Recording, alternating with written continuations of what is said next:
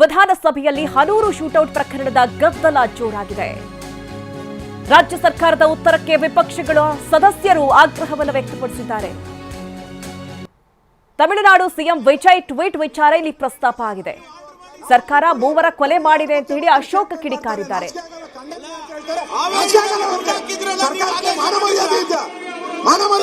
ಸರ್ಕಾರಕ್ಕೆ ಹೇಳ್ಬೇಕಾಯ್ತು, ಪರಿಹಾರ ಏನು ಕೊಡ್ತೀರಿ ಅವ್ರಿಗೆ, ನ್ಯಾಯಾಂಗ ತನಿಖೆ ಮಾಡ್ತೀವಿ ಏನು ಅಂತ ಹೇಳ್ಬೇಕಾಯ್ತು.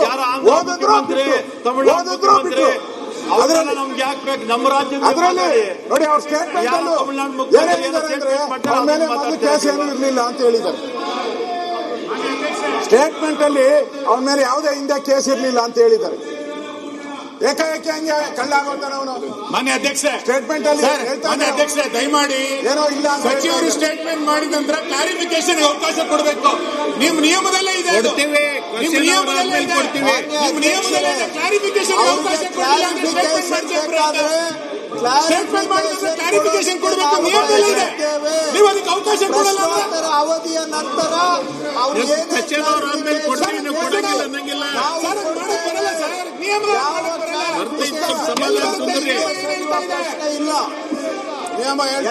ನಿಯಮ ಚರ್ಚೆಗೆ ಸರ್ಕಾರ ತಯಾರಿದೆ ಸರ್. ಕ್ಲಾರಿಫಿಕೇಶನ್ಗೆ ಉತ್ತರ ಕೊಡ್ತೇವೆ. ಇಲ್ಲ ಅಂತ ಪ್ರಶ್ನೋತ್ತರ ಅವಧಿ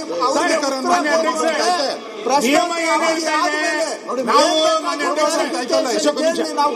ಅಧ್ಯಕ್ಷೆ ನಿಯಮ ಬಿಟ್ಟು ಏನೋ ಬೇರೆ ಕೊಡಿ ಅಂತ ಕೇಳ್ತಾ ಇಲ್ಲ. ನಾವು ಕೇಳ್ತಾ ಇರೋದು ಸಚಿವರು ಸ್ಟೇಟ್ಮೆಂಟ್ ಮಾಡಿದ ನಂತರ ಕ್ಲಾರಿಫಿಕೇಶನ್ ಅವಕಾಶ ಕೊಡಿ.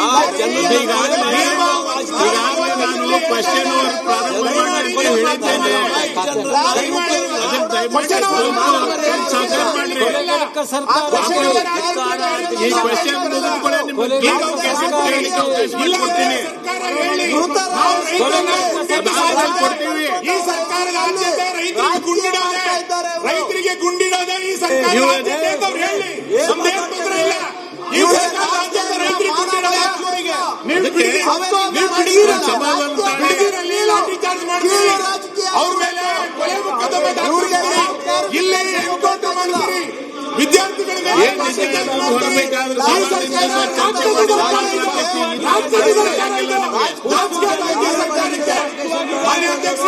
ನಾಚಿಕೆ ಆಗಬೇಕು.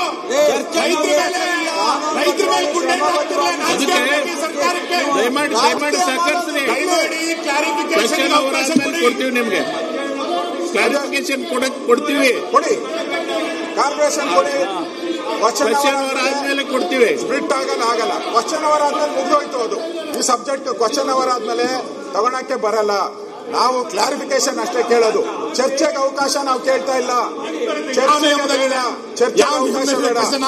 ಕ್ಲಾರಿಫಿಕೇಶನ್ ಕೇಳ್ತೀನಿ. ಕ್ಲಾರಿಫಿಕೇಶನ್ಗೆ ಅವಕಾಶ ಕೊಡ್ಲಿ ಸರ್ಕಾರ ಅಷ್ಟೇ. ಚರ್ಚೆ ಬೇಡ. ಅಧ್ಯಕ್ಷ, ಕ್ವಶನ್ ಅವರ್ ಆದ ನಂತರ ಕ್ಲಾರಿಫಿಕೇಶನ್ ಪ್ರಕಾರ ಕೊಡಿ. ಚರ್ಚೆ ಬೇಡ.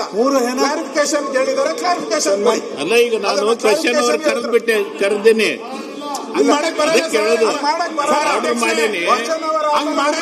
ಅದಕ್ಕೆ ನಿಮ್ಗೆ ಹೇಳೋದು, ಅದಾದ್ಮೇಲೆ ನಿಮ್ಗೆ ಕೂಡ ಅವಕಾಶ ಮಾಡಿಕೊಡ್ತೀವೇನೋ. ನೀವು ಮೊದಲೇ ಬರಲ್ಲ ಕರೆದಿದ್ದೀರಾ. ಕ್ವಶನ್ ಕ್ಲಾರಿಫಿಕೇಶನ್ ಅಂತ ಯಾವ ನಿಯಮದಲ್ಲಿ ಹೇಳಿ. ಕ್ಲಾರಿಫಿಕೇಶನ್ ಇಲ್ಲ ಅವ್ರ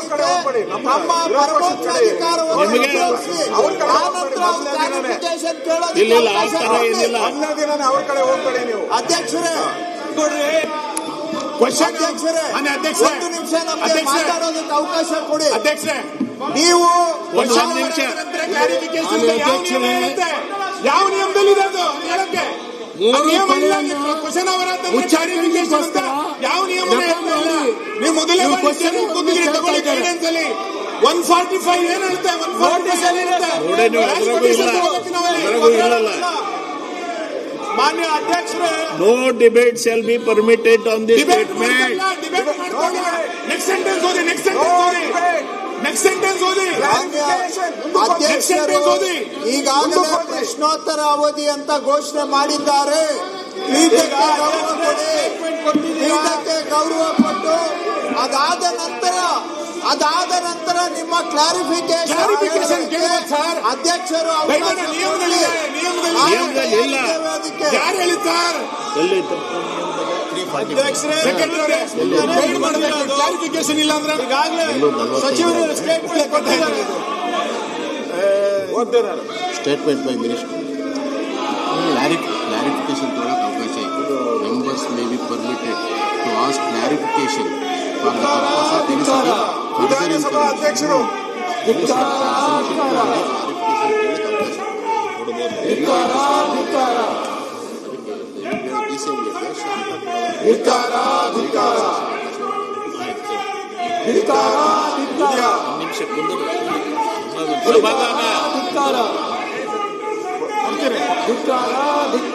ಸಮಾಧಾನ ನೀಟ್ ಪರೀಕ್ಷೆ ಬಗ್ಗೆ ಗುಜರಾತ್ ನಲ್ಲಿ ಎನ್ಕೌಂಟರ್ ಸ್ಪೆಷಲಿಸ್ಟ್ ಆಯ್ತು. ಎನ್ಕೌಂಟರ್ ಸ್ಪೆಷಲಿಸ್ಟ್ ನೀವು ಗುಜರಾತ್ ಮಾಡಿದ್ರು ನೀವು ರೈತರ ಮೇಲೆ ಗೋಲಿಬಾರ್ ಮಾಡಿದಿರಿ. ಗುಜರಾತ್ ನೀವು ಜನರ ಮೇಲೆ ಮಾಡಿದ್ರಿ, ಮರ್ತ್ಬಿಟ್ಟು ಇಲ್ಲಿ ಸಾವಿರಾರು ಮಂದಿ ಮೇಲೆ. ಒಬ್ಬರಿಗೆ ಮಾತ್ರ ಮಾತಾಡಿ. ನೀವು ಮಾಡಬೇಕು ಅಂತ ಇದ್ದೀವಿ ನಮ್ಮ ಗೋಲಿಬಾರ ಕೇಳು. ಒಬ್ರು ಇದು ಮೈಕೇನೋ ಮತ್ತೆ ಅದು ಮತ್ತೆ ಡಿಬೇಟ್ ಆದಂಗೆ ಆಗುತ್ತೆ. ಅದು ಸಭಾಧ್ಯಕ್ಷ ನಿಮ್ಮ ವಿರೋಧ ಪಕ್ಷದ ನಾಯಕರ ಮೇಲೆ ವಿಶ್ವಾಸ ಇಲ್ವಾ ನಿಮ್ಗೆ? ಅಧ್ಯಕ್ಷೆ ಅವ್ರ ಕ್ಲಾರಿಫಿಕೇಶನ್ ಕೇಳಿ. ಆಯ್ತು ಕೊಟ್ಟು ಅದಕ್ಕೆ ಹಿಂಗ ಅಂದ್ರೆ ಏನ್ ಹೇಳ್ಬೇಕು? ವಿರೋಧ ಪಕ್ಷ ನಾಯಕರೇ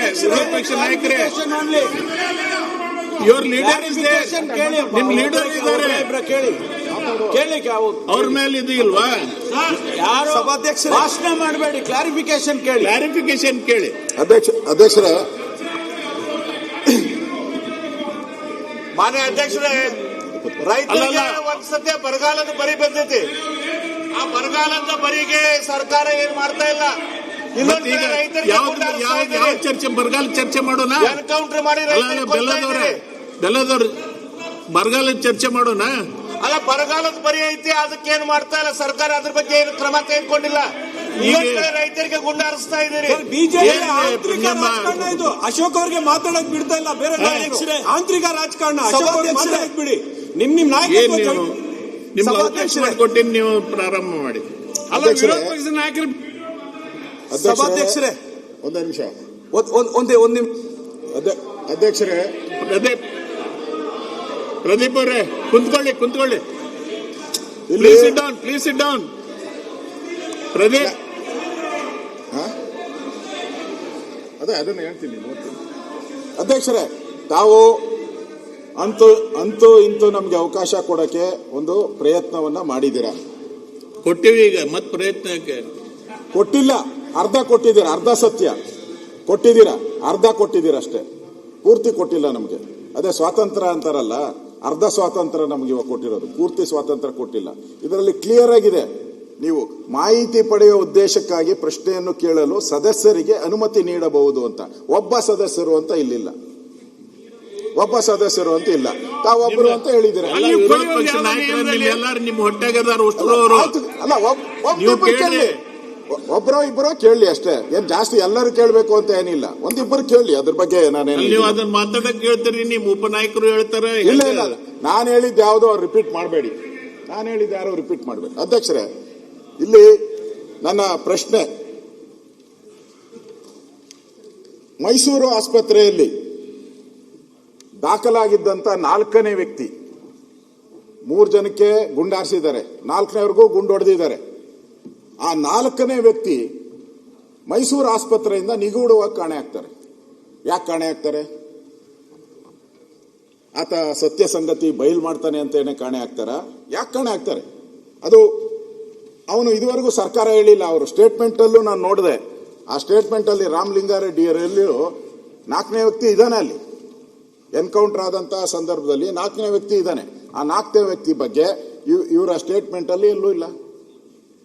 ನನ್ನ ಪ್ರಶ್ನೆ ಸರ್ಕಾರಕ್ಕೆ, ಡೌಟ್ ಎಲ್ಲಿ ಬರ್ತಾ ಇದೆ ಜನಗಳಿಗೆ? ರೈತರ ಸಂಘ ಯಾಕೆ ಹೋರಾಟ ಮಾಡ್ತಾ ಇದ್ದಾರೆ? ರೈತರು ಯಾಕೆ ಹೋರಾಟ ಮಾಡ್ತಾ ಇದ್ದಾರೆ? 5,000 ಜನ ಯಾಕೆ ಸೇರ್ಬಿಟ್ರು? ಏನೋ ಇವನ್ ಕಾಡುಗಳ್ಳ ಅಂದಿದ್ರೆ, ವೀರಪ್ಪನ ಕಾಡುಗಳ್ಳ ಅಂತ ನಾವು ಕೇಳಿದ್ರಿ, ಇವ್ ಕಾಡುಗಳ್ಳ ಅಂತ ಹೇಳಿದ್ರೆ ಇಷ್ಟೊಂದು ಜನ 5,000 ಜನ ರೈತರೆಲ್ಲ ಬಂದು ಹಸಿರು ಟವಲ್ ಹಾಕೊಂಡು ಯಾಕೆ ಹೋರಾಟ ಮಾಡ್ತಾ ಇದ್ರು? ನನ್ನ ಪ್ರಶ್ನೆ. ಆಮೇಲೆ ಅವರ ರಾಮಲಿಂಗಾರೆಡ್ಡಿ ಅವರು ಸ್ಟೇಟ್ಮೆಂಟ್ ಅಲ್ಲಿ ಬರೆದಿದ್ದಾರೆ, ಪರಿಶೀಲಿಸಲಾಗಿ ಅಂತೋಣಿ ಸ್ವಾಮಿ ಬಿನ್ ಪೆರಿಯ ನಾಯಗನ್ ಇವರು ಅರಣ್ಯ ಅಪರಾಧ ಪ್ರಕರಣದಲ್ಲಿ ಭಾಗಿಯಾಗಿರೋ ಬಗ್ಗೆ ಯಾವುದೇ ಮಾಹಿತಿ ಕಂಡು ಬರುವುದಿಲ್ಲ ಅಂತಾರೆ ಅವ್ರ ಸ್ಟೇಟ್ಮೆಂಟ್ ಅಲ್ಲಿ.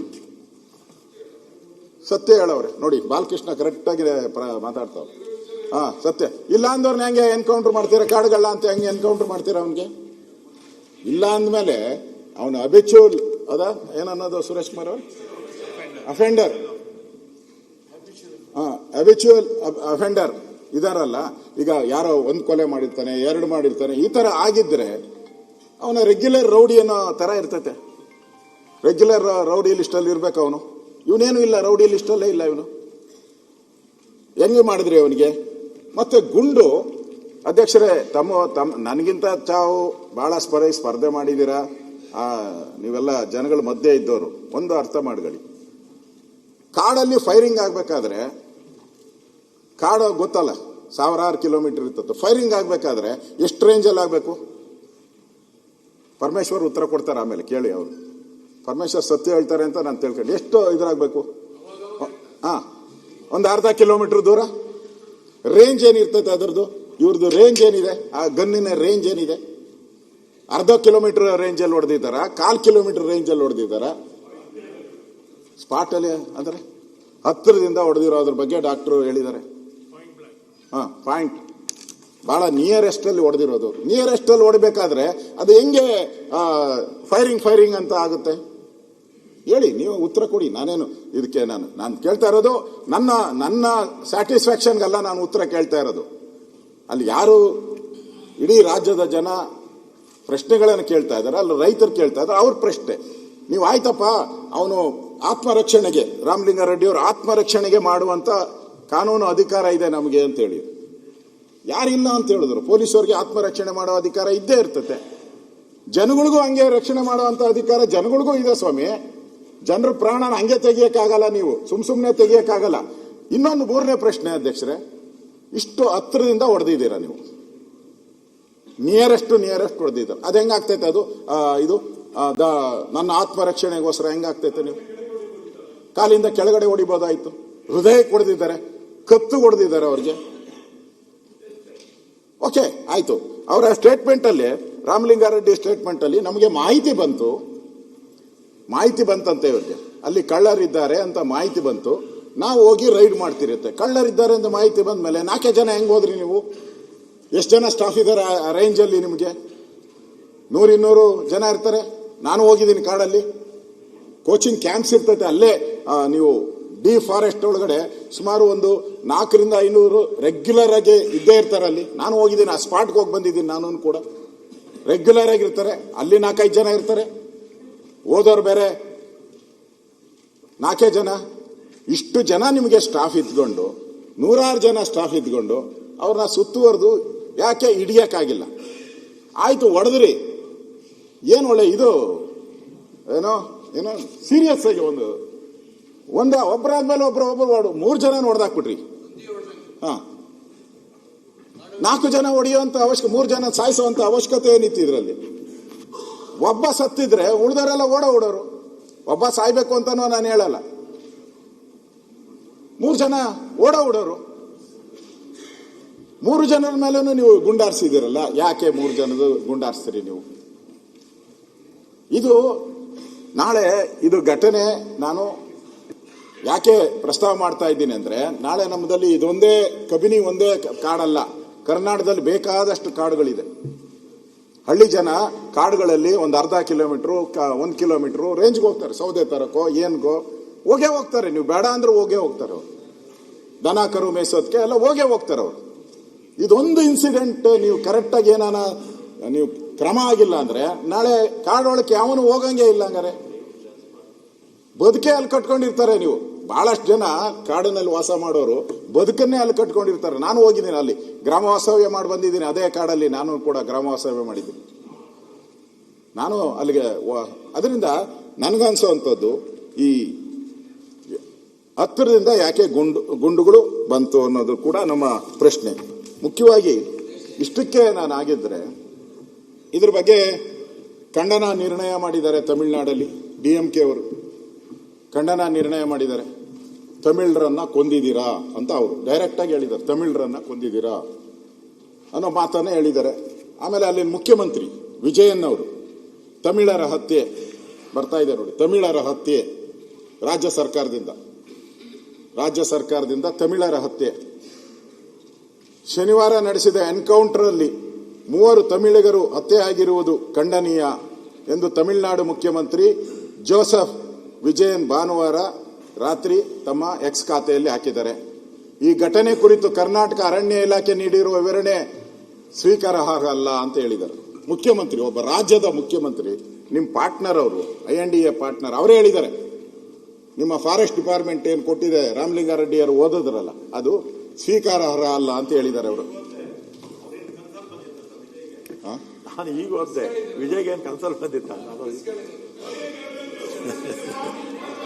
ಕರೆಕ್ಟ್ ಆಗಿ ಹೇಳಿದ್ರಿ. ಹಂಗಾರೆ ಲಾಯಕ್ಕಿಲ್ಲ ಅಂತಾನೆ ಅವ್ರ ಮುಖ್ಯಮಂತ್ರಿಗೆ. ನೀವ್ ಹೇಳಿದ್ರೆ ಅದನ್ನೇ ಹೇಳ್ಬಿಡ್ತೀನಿ. ರಾಮಲಿಂಗಾರೆಡ್ಡಿ ಹೇಳಿದ್ರು ವಿಜಯನ್ ಲಾಯಕ್ಕಿಲ್ಲ ಮುಖ್ಯಮಂತ್ರಿಗೆ ಅಂತಾನ. ಸಭಾಧ್ಯಕ್ಷರೇ, ಇದೇ ಕಾಲೇಜಿನ ಅಶೋಕಣ್ಣ 20 ಜನ ನೀಟ್ ವಿದ್ಯಾರ್ಥಿಗಳು ಆತ್ಮಹತ್ಯೆ ಮಾಡಿಕೊಂಡು ತೋರಿಸಲಿಲ್ಲ. 20 ಜನ ನೀಟ್ ವಿದ್ಯಾರ್ಥಿಗಳು ಆತ್ಮಹತ್ಯೆ ಮಾಡಿಕೊಂಡು ಕಾಂಗ್ರೆಸ್ ಮುಖ್ಯಮಂತ್ರಿ ಹೇಳ್ತಾರೆ ವಿಜಯನ್ ನಾಲಾಯಕ್ ಅಂತ. ಕಾಂಗ್ರೆಸ್ ಮುಖ್ಯಮಂತ್ರಿ ಹೇಳ್ತಾರೆ ವಿಜಯನ್ ನಾಲಾಯಕ್ ಅಂತ. ವಿದ್ಯಾರ್ಥಿಗಳು ಆತ್ಮಹತ್ಯೆ ಮಾಡ್ಕೊಂಡಾಗಿ ಕಾಳಜಿ ತೋರಿಸಲಿಲ್ಲ ಅಲ್ಲ ಅಶೋಕಣ್ಣ? ಮಾನ್ಯ ಅಧ್ಯಕ್ಷರೇ, ತೋರಿಸಿದ್ರೆ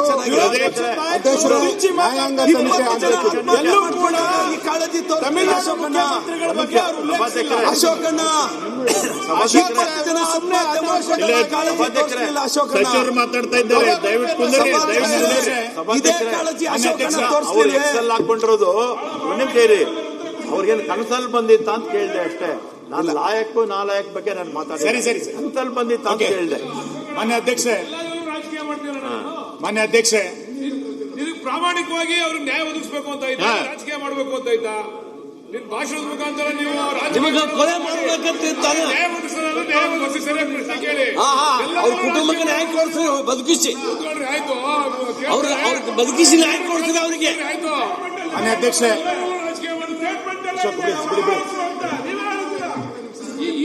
ಮೂರ್ ದಿನ ಏನ್ ಮಾಡ್ತಾ ಇದ್ದೀರಿ ನ್ಯಾಯ ಒದಗಿಸಕ್ಕೆ? ನ್ಯಾಯ ಬೇಕಾದ್ರೆ 3 ದಿನ ಬೇಕಾಯ್ತು ಸರ್ಕಾರಕ್ಕೆ. 3 ದಿನ ತೀರ್ಮಾನ ಕೊಡ್ಬೇಕಾಯ್ತು. 3 ದಿನದಲ್ಲಿ ಕೂಡ ಏನ್ ಕೊಟ್ಟಿಲ್ಲ ತೀರ್ಮಾನ. ಮಾನ್ಯ ಅಧ್ಯಕ್ಷೆ, ಮೊನ್ನೆ ಏನು ಚಾಮರಾಜನಗರದಲ್ಲಿ ಎನ್ಕೌಂಟರ್ ಅನೂರ್ನಲ್ಲಿ ನಡೆದಿದೆ, ಅದಕ್ಕೆ ಮಾನ್ಯ ಅರಣ್ಯ ಸಚಿವರು ಒಂದು ಸುದೀರ್ಘವಾದಂತಹ ಹೇಳಿಕೆ, ಚರ್ಚೆನಾ ಅಥವಾ ಕ್ಲಾರಿಫಿಕೇಶನ್ ಅಲ್ಲ, ಈಗ ಕ್ಲಾರಿಫಿಕೇಶನ್ ಅಂದ್ರೆ ಅವ್ರು ಕೇಳಿದ ಉತ್ತರ ಕೊಡ್ತಾರೆ ಸರ್ಕಾರ. ಚರ್ಚೆ ಅಂದ್ರೆ ಎಲ್ರಿಗೂ ಅವಕಾಶ ಕೊಡಬೇಕು. ಈ ಕಡೆ ಅವ್ರಿಗೂ ಅವಕಾಶ ಕೊಡಬೇಕು, ಆ ಕಡೆ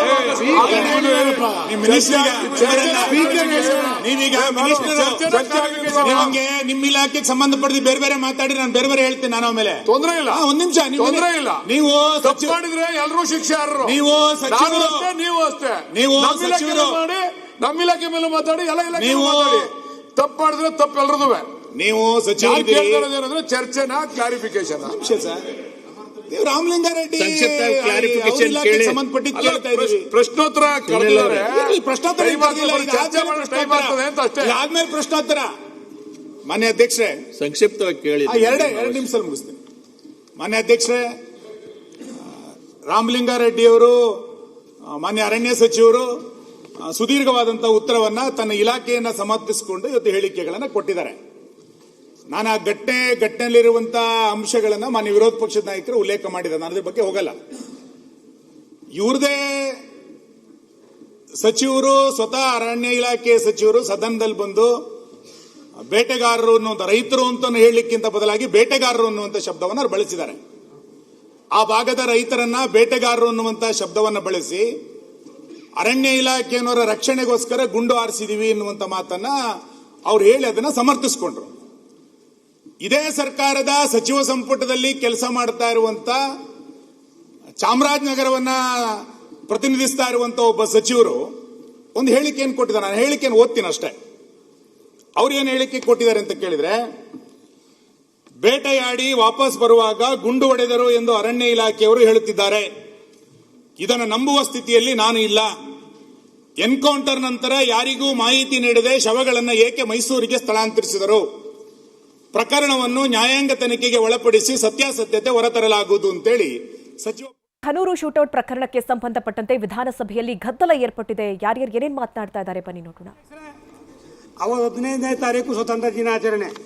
ನಾನು ಅವತ್ತು ಬಾವುಟ ಏರಿಸಿ ಒಂದು 11:15ಗೆ ನನಗೆ ಮೆಸೇಜ್ ಬಂತು, ಈ ಥರ ಹನೂರಿನಲ್ಲಿ 3 ಜನಕ್ಕೆ ಎನ್ಕೌಂಟರ್ ಆಗಿದೆ ಅಂದಮೇಲೆ ನಾನು ಏನಾಯಿತು ಅಂತ ವಿಚಾರಿಸ್ಕೊಂಡು ನೇರವಾಗಿ ಮೈಸೂರಿಗೆ ಹೋಗಿ ಅಲ್ಲಿ ಕೆಲವೆಲ್ಲ ತಿಳ್ಕೊಂಡಾಗ ಅಲ್ಲಿ ಕೇಳಿದಾಗ ನಾನು ಹೇಳಿದೆ. ಅದಾದಮೇಲೆ ನಾನು ರಾಣೆಯಲ್ಲಿ ಒಬ್ಬ ಇನ್ನೊಬ್ಬನು ತಗ್ಸ್ಕೊಂಡ್ರವನು ಅಲ್ಲಿದ್ದ, ಅವನ್ನೂ ವಿಚಾರಿಸ್ತಿ. ಆಗ ಹೇಳಿದೆ, ಅವನೊಂಥರ ಹೇಳಿಕೆ ಕೊಡ್ತಾನೆ, ಇವನೊಂಥರ ಹೇಳಿಕೆ ಕೊಡ್ತಾನೆ, ಇವರಿಬ್ಬರದ್ದು ನಂಬಕ್ಕಾಗಲ್ಲ. ನಾವು ನ್ಯಾಯಾಂಗ ವಿಚಾರಣೆಗೆ ಒಳಪಡಿಸ್ತೀವಿ, ಅಲ್ಲಿ ಸತ್ಯಾಸತ್ಯತೆ ಬಂದಮೇಲೆ ಅದಾದ ಮೇಲೆ ಏನು ಕ್ರಮ ತಗೋಬೇಕು ತಗೊಳ್ತೀವಿ ಅನ್ನೋ ಮಾತನ್ನು ಹೇಳಿದ್ದೀನಿ ನಾನು. ಹಾಗಂದ್ಬಿಟ್ಟಿಗೆ ಇಬ್ಬರೂ ಅಲ್ಲಿ ಹೇಳಿಕೆನೂ ಅದೇ ರೀತಿ ಬಂದದ್ದು. ಆಗತ್ತ ಅವ್ರು ಹೇಳ್ತಿ ಅಸಮೇಶಕ್ಕೆ ಹೋಗಿದ್ದ ಅಂತಂದರೆ 5 ಗಂಟೆನಾಗ ಅಸಮೇಶಕ್ಕೆ ಹೋಗ್ತಾರೆ ಅಧ್ಯಕ್ಷರೇ. ಎಲ್ಲನೂ ತಿಳ್ಕೋಬೇಕಾಗ್ತದೆ ನಾವು. ಆತಕ್ಕೆ ಆ ಹೇಳಿಕೆ ಕೊಟ್ಟಿರೋದು. ಇರುವೆ ಹಾಗೆಲ್ಲ ನೀವು ಹೇಳಿದ್ರೆ ಆಗಲ್ಲ. ಕಾಡ್ನೊಳಕ 5 ಗಂಟೆ 10 ಗಂಟೆ ರಾತ್ರಿನಾಗ ಅದು ಅಭಯಾರಣ್ಯ. ಅದು ಅಭಯಾರಣ್ಯ ರೀ.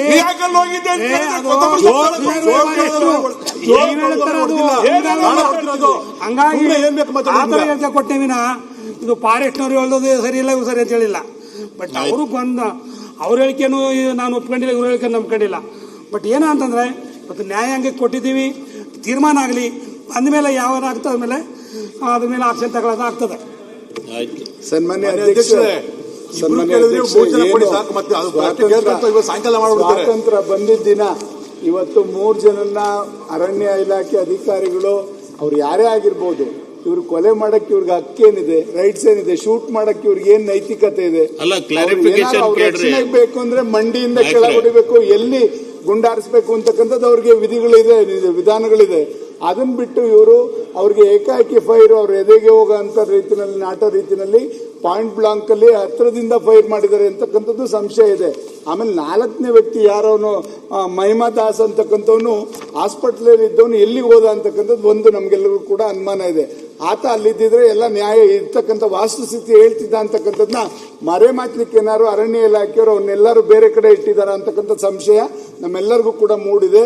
ಖಂಡಿತ ಈ ರೀತಿ ಜನಗಳ ಮೇಲೆ ಯಾವುದೇ ಒಬ್ಬ ವ್ಯಕ್ತಿ ಆಗ್ಬೋದು, ಅವನು ಕ್ರಿಮಿನಲ್ಲೇ ಆಗಿರ್ಲಿ, ಕೊಲೆಗಾರನೇ ಆಗಿರ್ಲಿ, ಅವನ್ನ ದಂಡಿಸ್ತಕ್ಕಂಥದಕ್ಕೆ ಕಾನೂನು ರೀತಿ ನ್ಯಾಯಾಲಯ ಇದೆ. ನ್ಯಾಯಾಲಯ ಕೊಟ್ಟಂತ ತೀರ್ಪಿಗೆ ಬದ್ಧವಾಗ್ಬೇಕು. ಬಿಟ್ರೆ ಇವ್ರು ಏಕಾಏಕಿ ಫಾರೆಸ್ಟ್ನವರು ಗುಂಡಾರಿಸ್ಲಿಕ್ಕೆ ಇವ್ರಿಗೆ ಯಾರ ಅಧಿಕಾರ ಕೊಟ್ಟವರು ದಯಮಾಡಿ ಇದನ್ನ ಒಳ್ಳೆಯ ರೀತಿಯಲ್ಲಿ ಇದು ತನಿಖೆ ಆಗಬೇಕು ಅಂತಕ್ಕಂಥ ಒತ್ತಾಯ ನಮಗಿದೆ. ಅಲ್ಲಿ ಪರಿಹಾರನೂ ಕೂಡ ಇವ್ರೇನು ಕೊಟ್ಟಿದ್ದಾರೆ ಸರ್ಕಾರ 5 ಲಕ್ಷ ರೂಪಾಯಿ ಒಬ್ಬೊಬ್ಬರು ಜೀವಕ್ಕೆ 5 ಲಕ್ಷ ಬೆಲೆ ಕಟ್ತಿರಲ್ಲ ಬಾಲವರೇ, ಅದನ್ನು ಅದು ಗೊತ್ತಾಗಲ್ವಾ? ಒಂದು ಜೀವಕ್ಕೆ ಅವ್ರು ನಂಬ್ಕೊಂಡು ಎಷ್ಟು ಜನ ಇರ್ತಾರೆ ಎಲ್ಲದೂ ಕೂಡ. ಈ ತರ ಆದಂತ ಘಟನೆಗೆ ಯಾವ ರೀತಿ ಅವ್ರ ಕುಟುಂಬಕ್ಕೆ ರಕ್ಷಣೆಗೆ ನಿಂತ್ಕೋಬೇಕು ಅದೆಲ್ಲದನ್ನು ಕೂಡ ತನಿಖೆ ಆಗಿ ಅವ್ರಿಗೆಲ್ಲರಿಗೂ ಕೂಡ ರಕ್ಷಣೆ ಕೊಡಬೇಕು ಆ ಕುಟುಂಬಕ್ಕೆ ಅಂತ ಒತ್ತಾಯನ ಸರ್ಕಾರನ ಮಾಡ್ಲಿಕ್ಕೆ ಬಯಸ್ತೇನೆ. ಮಾನ್ಯ ಅಧ್ಯಕ್ಷರೇ, ಈಗಾಗಲೇ ಮಾನ್ಯ ಸಚಿವರು ಸ್ಟೇಟ್ಮೆಂಟ್ ಮಾಡೋದು, ದೇಶ ಸ್ವಾತಂತ್ರ್ಯೋತ್ಸವ ಆಚರಿಸುವಾಗ 3 ಜನರ ಕಗ್ಗೊಲೆ ಸರ್ಕಾರದ ಅಧಿಕಾರಿಗಳ ಕಡೆಯಿಂದ ಆಗಿದೆ, ಸರ್ಕಾರದ ನೌಕರರ ಕಡೆಯಿಂದ ಆಗಿದೆ. ಇದು ನಿಜವಾಗ್ಲೂ ಕೂಡ ಕರ್ನಾಟಕ ರಾಜ್ಯ ಸರ್ಕಾರ ತಲೆ ತಗ್ಗಿಸುವಂತ ಕೆಲಸ. ನಾನು ಪಶ್ಚಿಮ ಘಟ್ಟದ ಅಭಯಾರಣ್ಯದ ನಡುವಿನ ಊರಿನಿಂದ ಬಂದವನು. ನಾನು ಇವತ್ತು ಇದಕ್ಕೆ ಅನುಮತಿ ಕೊಟ್ಟರೆ ಈ ಮೆಸೇಜ್ಗಳು ನಮ್ಮ ಅರಣ್ಯ ಇಲಾಖೆಯ ನೌಕರರಿಗೆ ಹೋದರೆ ನಮ್ಮನ್ನು ಉಳಿಸೋದಿಲ್ಲ ಅವರು. ನಮ್ಮ ಊರುಗಳೇ ಅಭಯಾರಣ್ಯದ ಒಳಗಡೆ ಇದೆ, ಹುಲಿ ಕಾರಿಡಾರ್ ಇದೆ, ಆನೆ ಕಾರಿಡಾರ್ ಇದೆ, ಎಲ್ಲ ಕಾರಿಡಾರ್ಗಳು ಅಲ್ಲಿದ್ದಾವೆ. ಇವರು ನಮ್ಮ ಊರುಗಳಲ್ಲೇ ಮಾಡಿದ್ದಾರೆ ಅಧ್ಯಕ್ಷರೇ. CCTVಗಳನ್ನು ಹಾಕಿದ್ದಾರೆ. ಯಾರಾದ್ರೂ ಗನ್ ಹೊತ್ಕೊಂಡು ಕಾಡೊಳಗೆ ಹೋದ್ರೆ ಮಾರನೇ ದಿವಸ ಅವನ ಮನೆಗೆ ಹೋಗಿ ಹಿಡ್ಕೊಂಡು ಬರ್ತಾರೆ. ನಮ್ಮಲ್ಲಿ ನಡೀತಾ ಇರುವಂತ ರೀತಿ ಇದು. ಇಲ್ಲಿ ಯಾಕೆ ಹೀಗಾಯ್ತು? CCTVಗಳು ಅಲ್ಲಲ್ಲಿದ್ದಾವೆ. ಕಾಡಿಗೆ ಪ್ರವೇಶ ಮಾಡಲಿಕ್ಕೆ ನಿರ್ಬಂಧ ಹಾಕಿ ನೀವು, ಅದೇನು ತೊಂದರೆ ಇಲ್ಲ. ಆದರೆ ಕಾಡು ಒಳಗಡೆನೆ ಇರುವಂತ ಊರಿನವರು ಜಾನುವಾರುಗಳನ್ನು ಮೇಯಿಸ್ಲಿಕ್ಕೆ ಹೋಗ್ಬೇಕಾಗ್ತದೆ.